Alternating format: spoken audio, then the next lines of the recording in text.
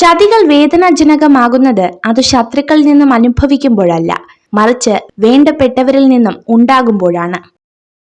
മോശം അവസ്ഥയെ മികച്ചതാക്കി മാറ്റിയെടുക്കുക. ഏതൊരു സങ്കടത്തിലും നഷ്ടത്തിലും അടുത്ത തവണ നിങ്ങൾക്ക് അതിനെ മറികടക്കാനുള്ളൊരു പാഠം ലഭിക്കും.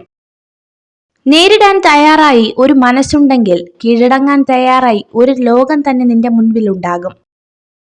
ബുദ്ധിയുള്ള ആളുകൾ മറ്റുള്ളവർ പറയുന്ന നെഗറ്റീവ് അഭിപ്രായങ്ങളെ മുഖവിലേക്ക് എടുക്കാറില്ല. അതിലേക്ക് ശ്രദ്ധ ഊന്നിയാൽ അത് നമ്മളിൽ നെഗറ്റിവിറ്റി ഉണ്ടാക്കും എന്നത് ഒരു വസ്തുതയാണ്. തെറ്റുകൾ ക്ഷമിക്കാൻ എളുപ്പമാണ്, എന്നാൽ തകർന്ന വിശ്വാസം പുനഃസ്ഥാപിക്കുക എന്നത് പ്രയാസമാണ്.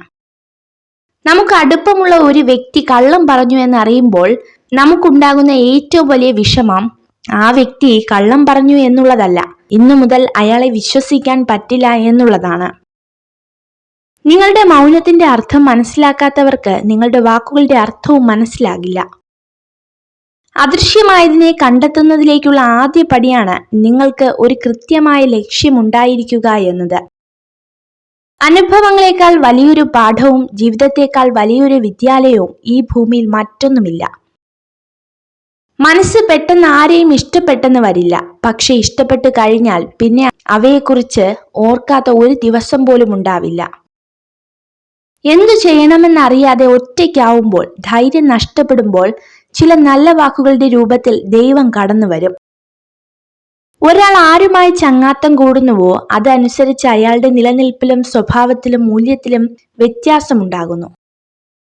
വിധി അകറ്റിയ പ്രണയവും കാലം മായ്ക്കാത്ത ഓർമ്മകളും എന്നും ഒരുപോലെയാണ്. അത് നമ്മെ ഓർമ്മകളിൽ വീണ്ടും വീണ്ടും കുത്തി നോവിച്ചുകൊണ്ടേയിരിക്കും. പ്രണയം എന്നത് ശരീരങ്ങൾ തമ്മിലുള്ള ആസക്തിയല്ല, മറിച്ച് ഹൃദയങ്ങൾ തമ്മിലുള്ള ആത്മബന്ധമാണ്. ജീവിതത്തിൽ മനസ്സമാധാനം കിട്ടാൻ ഈ രണ്ട് കാര്യങ്ങൾ ചെയ്യുക. ആരുടെയും ആരുമാകാതിരിക്കുക, ആരെയും നിങ്ങളുടെ ആരുമാക്കാതിരിക്കുക. പകർന്നു നൽകിയത് പകരം വയ്ക്കാനാവാത്ത സ്നേഹമാണെങ്കിൽ പറത്തിവിട്ടാലും തിരികെ നമ്മളിലേക്ക് തന്നെ പറന്നിറങ്ങും. നമുക്ക് വേണ്ടപ്പെട്ടവർ നമ്മെ ഉപേക്ഷിച്ചു പോയാൽ എന്ത് ചെയ്യും എന്ന ചോദ്യത്തിന്റെ മനോഹരമായ മറുപടി ഇതായിരുന്നു: ഉപേക്ഷിച്ചു പോയവർ ആരും നമ്മുടേതായിരുന്നില്ല, വേണ്ടപ്പെട്ടവർ ആരും ഉപേക്ഷിച്ചു പോവുകയുമില്ല. നിങ്ങൾക്ക് ഒരിക്കലും ഭൂതകാലത്തിലേക്ക് തിരിച്ചുപോയി പുതുതായി ഒന്നും തുടങ്ങാൻ കഴിയില്ല.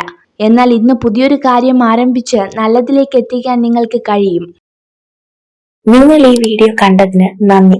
ഇതുപോലുള്ള കൂടുതൽ വീഡിയോകൾക്കായി ചാനൽ സബ്സ്ക്രൈബ് ചെയ്യൂ.